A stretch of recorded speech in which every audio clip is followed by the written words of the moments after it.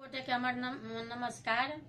आब अपना सबके बरसाइत पूजा हैत अथी 15 मई के तकर मंत्र कहि रहल छी। 3 बेर होइ छै, पढ़ल जाइ छै अपना सबके।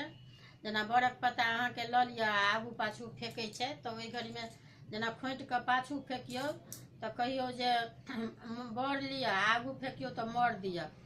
तऽ सएह कहल जाइ छै 3 बेर जे बड़ लिअ मर दिअ, बड़ लिअ मर दिअ, बड़ लिअ मर दिअ कहि कऽ ई 3 बेर मंत्र पढ़ि लेब। ई होइया बरसाइतमे अपना सबके पूजा करे घड़ीमे जहन भऽ जाइया पूजा तहन लास्टमे वएह पत्ता खोटि कऽ फेकै छी, ताहिके मंत्र अछि।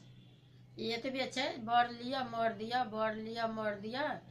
तऽ आगू पाछू एना कऽ मानि लिअ फेकब पत्ता तोड़ि तोड़ि कऽ ओहि घड़ीमे 3 बेर कहि देबै। आ या 3 बेर मंत्र पढ़ि कऽ अपन प्रणाम कऽ लेबनि, अपन जेना करै छियै सब पूजा पाठमे तेना।